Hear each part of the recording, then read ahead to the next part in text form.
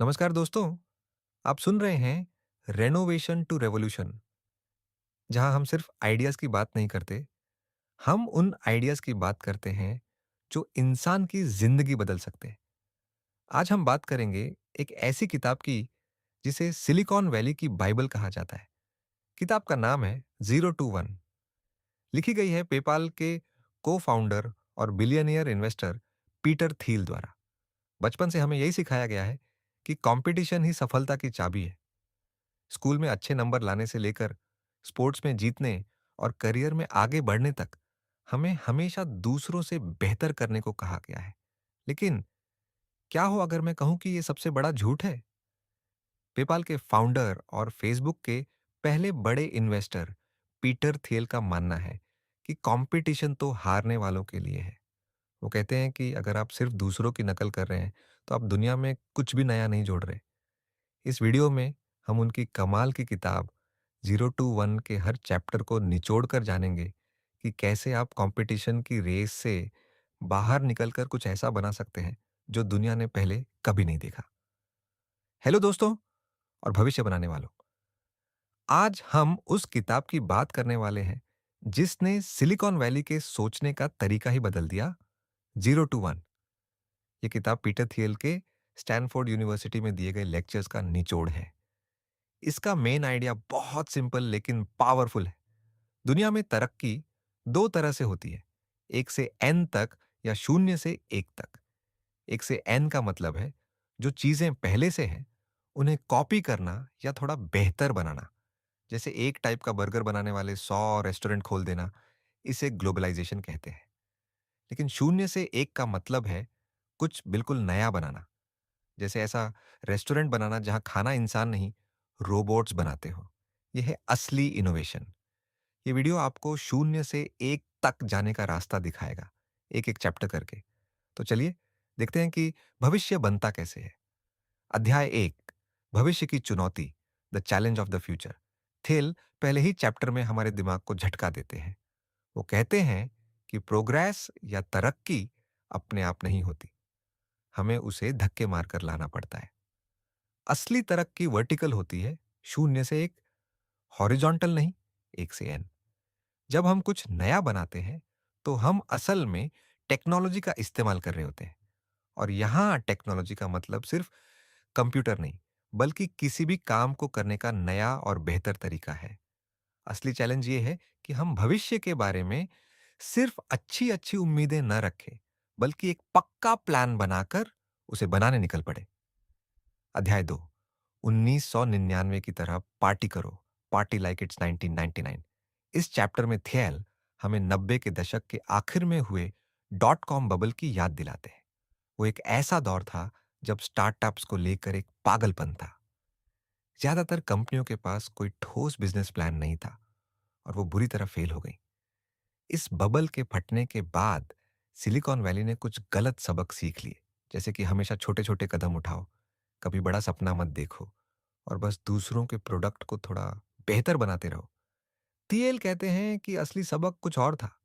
सबक ये था कि हमें टिकाऊ इनोवेशन पर ध्यान देना चाहिए, न कि बिना सोचे समझे किसी भी ट्रेंड के पीछे भागना चाहिए।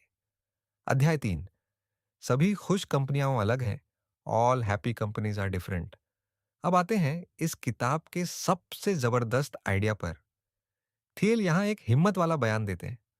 हर खुश कंपनी अलग होती है क्योंकि वो एक अनोखी प्रॉब्लम को सॉल्व करके अपनी मोनोपोली एकाधिकार बनाती है। और हर दुखी कंपनी एक जैसी होती है क्योंकि वो कंपटीशन के जाल में फंसी हुई है। सोचिए, एयरलाइंस जैसी कंपनियां जहां गला काट कंपटीशन है, मुश्किल से ही पैसा कमा पाती है। वहीं गूगल जैसी मोनोपोली वाली कंपनियां अपनी किस्मत की मालिक खुद होती है। यहां मोनोपोली का मतलब किसी को दबाना नहीं है, बल्कि कुछ इतना अच्छा और अलग बनाना है कि आपका कोई सीधा कॉम्पिटिटर ही ना हो।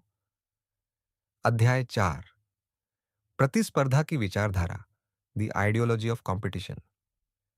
हम कंपटीशन को हीरो की तरह देखते हैं, लेकिन थियल इसे एक विलेन मानते हैं। ये हमें उन चीजों पर फोकस करने के लिए मजबूर करता है जो जरूरी नहीं है, जैसे कि अपने कॉम्पिटिटर को हराना। जबकि हमारा ध्यान इस पर होना चाहिए कि हम अपने कस्टमर के लिए क्या नया बना सकते हैं, जब कंपनियां एक दूसरे से लड़ने में बिजी हो जाती हैं, तो इनोवेशन खिड़की से बाहर चला जाता है। असली जीत लड़ने में नहीं, बल्कि उस लड़ाई को शुरू होने से पहले ही खत्म कर देने में है। अध्याय 5, लास्ट मूवर एडवांटेज। हमने हमेशा फर्स्ट मूवर एडवांटेज, यानी पहले आओ पहले पाओ के बारे में सुना है, लेकिन थेल लास्ट मूवर एडवांटेज की बात करते हैं। इसका मतलब ये नहीं कि आप बाजार में देर से आए। इसका मतलब है कि आप अपने फील्ड में आखिरी और सबसे बड़ा इनोवेशन करें और फिर दशकों तक उस पर राज करें। गूगल सर्च इंजन बनाने वाला पहला नहीं था, लेकिन वो सबसे अच्छा बनकर आया और आज तक मार्केट पे उसी का दबदबा है। लक्ष्य पहला बनना नहीं, आखिरी तक टिके रहना है। और इसका तरीका है, एक छोटे से मार्केट पर कब्जा करके शुरू करो और फिर धीरे धीरे फैलते जाओ। अध्याय 6, तुम लॉटरी टिकट नहीं हो, you are not a lottery ticket. क्या सफलता किस्मत की बात है या मेहनत और प्लान का नतीजा? थियल का मानना है कि आप अपनी सफलता के ड्राइवर हैं, पैसेंजर नहीं। आप इसे लॉटरी टिकट की तरह नहीं देख सकते। वो अनिश्चित आशावाद, इंडेफिनिट ऑप्टिमिज्म की सोच की आलोचना करते हैं, जहां लोग मानते हैं कि भविष्य तो अच्छा होगा ही, पर कैसे होगा इसका कोई प्लान नहीं होता। एक सफल स्टार्टअप बनाने के लिए आपको निश्चित आशावादी, डेफिनेट ऑप्टिमिस्ट बनना होगा। यानी आपके पास एक क्लियर विजन हो और उसे हकीकत में बदलने का एक ठोस प्लान भी। अध्याय 7, पैसे का पीछा करो, फॉलो द मनी। इस चैप्टर में थियल वो 7 सवाल पूछते हैं जो हर स्टार्टअप को खुद से पूछने ही चाहिए। ये आपके आइडिया का लिटमस टेस्ट है। इंजीनियरिंग, क्या आपकी टेक्नोलॉजी 10 गुना बेहतर है या सिर्फ थोड़ा सा सुधार है? टाइमिंग, क्या यही इस बिजनेस को शुरू करने का सही समय है? मोनोपोली, क्या आप एक छोटे से मार्केट के बड़े हिस्से पर कब्जा करने से शुरुआत कर रहे हैं? लोग, क्या आपके पास सही टीम है? डिस्ट्रीब्यूशन, क्या आपके पास अपना प्रोडक्ट लोगों तक पहुंचाने का कोई तरीका है? ड्यूरेबिलिटी, क्या आपका बिजनेस आज से 10 से 20 साल बाद भी टिका रहेगा? सीक्रेट, क्या आपने कोई ऐसा मौका ढूंढा है जिसे दूसरे लोग नहीं देख पा रहे हैं? अगर इन सातों सवालों के जवाब आपके पास हैं, तो समझिए आपकी गाड़ी सही ट्रैक पर है। अध्याय 8, सीक्रेट्स। थेल का मानना है कि हर महान बिजनेस एक सीक्रेट, यानी रहस्य पर बना होता है। एक ऐसी सच्चाई जिसे बहुत कम लोग जानते या मानते हैं। उनका पसंदीदा इंटरव्यू सवाल है, वो कौन सी जरूरी सच्चाई है जिसे आप तो जानते हैं, पर ज्यादातर लोग आपसे सहमत नहीं है? ये रहस्य खोजना आसान नहीं है, क्योंकि हमें स्कूल से ही वो चीजें सिखाई जाती हैं जो सबको पहले से पता है।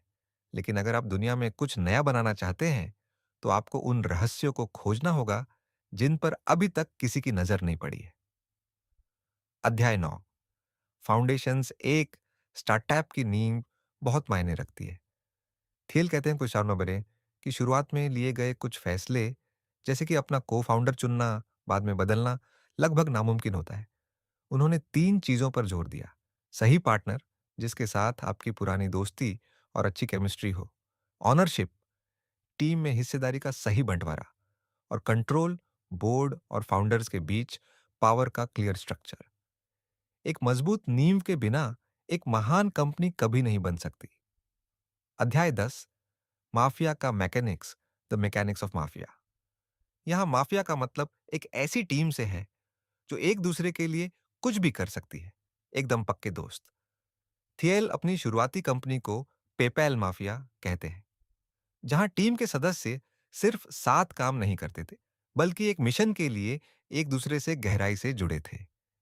इसी टीम के लोगों ने बाद में यूट्यूब, लिंक्डइन और येल्प जैसी कंपनियां बनाई। एक ऐसा कल्चर बनाओ जहां लोग सिर्फ सैलरी के लिए नहीं, बल्कि एक बड़े मकसद का हिस्सा बनने के लिए आए। अध्याय 11, अगर बनाओगे तो क्या वे आएंगे? If you build it, will they come? Engineer और क्रिएटर्स अक्सर ये गलती करते हैं। वे सोचते हैं कि एक अच्छा प्रोडक्ट खुद ही बिक जाएगा। थियल कहते हैं कि यह एक खतरनाक वहम है। सेल्स और डिस्ट्रीब्यूशन उतने ही जरूरी हैं जितना कि खुद प्रोडक्ट। अगर आपके पास अपने ग्राहकों तक पहुंचने और उन्हें अपना प्रोडक्ट बेचने की कोई रणनीति नहीं है, तो दुनिया का सबसे अच्छा प्रोडक्ट भी धूल फांकता रह जाएगा। अध्याय 12, इंसान और मशीन, मैन एंड मशीन। भविष्य में क्या कंप्यूटर इंसानों की नौकरी खा जाएंगे? थियल का मानना है कि यह सवाल ही गलत है। भविष्य इंसानों और मशीनों के बीच लड़ाई का नहीं, बल्कि पार्टनरशिप का है। कंप्यूटर डेटा को बेसुराह प्रोसेस करने में अच्छे हैं, जबकि इंसान मुश्किल फैसले लेने और नए सवाल पूछने में माहिर है। टेक्नोलॉजी हमें रिप्लेस नहीं करेगी, बल्कि हमारी ताकत को और बढ़ाएगी। अध्याय 13, ग्रीन देखना, सीइंग ग्रीन। इस चैप्टर में थेल 2000 के दशक में आई कई ग्रीन टेक कंपनियों की नाकामी का विश्लेषण करते हैं।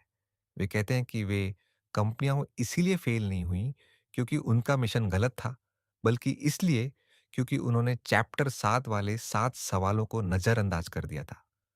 वो बड़े और भीड़ भरे बाजारों में कूद गई। उनकी टेक्नोलॉजी कुछ खास नहीं थी और उनके पास बेचने का कोई प्लान नहीं था। ये एक चेतावनी है कि सिर्फ एक महान मिशन होना काफी नहीं है, आपको एक महान व्यवसाय भी बनाना पड़ता है। अध्याय 14, फाउंडर का पैराडॉक्स, इन फाउंडर्स पैराडॉक्स। आखिरी चैप्टर में थियल एक फाउंडर की अनोखी भूमिका पर बात करते हैं। वो कहते हैं कि फाउंडर अक्सर अजीब और विरोधाभासी पर्सनालिटी वाले होते हैं। वो शर्मीले भी हो सकते हैं और करिश्माई भी। बिल गेट्स, स्टीव जॉब्स और एलोन मस्क जैसे महान फाउंडर किसी एक सीधे सादे सांचे में फिट नहीं होते। वे एक अलग भविष्य की कल्पना करते हैं और लोगों को उस सपने पर विश्वास करने के लिए प्रेरित करते हैं। शून्य से एक तक जाने के लिए एक पागल और जुनूनी फाउंडर का होना बहुत जरूरी है। तो 0 to 1 का असली निचोड़ क्या है? ये सिर्फ एक बिजनेस बुक नहीं है। ये सोचने का एक नया फ्रेमवर्क है। ये हमें भेड़ चाल चलने के बजाय अपना रास्ता खुद बनाने के लिए चैलेंज करती है। चलिए सब कुछ फटाफट समेटते हैं। कंपटीशन से बचो, मोनोपोली बनाओ, कुछ इतना अलग बनाओ कि कोई तुम्हारी बराबरी ना कर सके। शून्य से एक तक जाओ। कॉपी करने की बजाय कुछ नया क्रिएट करो। रहस्यों की तलाश करो। उन सच्चाइयों को खोजो जिन्हें दुनिया देख नहीं पा रही है। एक तय भविष्य की योजना बनाओ। किस्मत के भरोसे मत बैठो, अपना भविष्य खुद लिखो। याद रखिए, भविष्य वो लोग बनाएंगे जो पुराने नियमों को तोड़कर नए रास्ते बनाते हैं। तो अब सवाल आपके लिए है, वो कौन सा सीक्रेट है जिसे आप जानते हैं और उसे एक महान बिजनेस में बदला जा सकता है?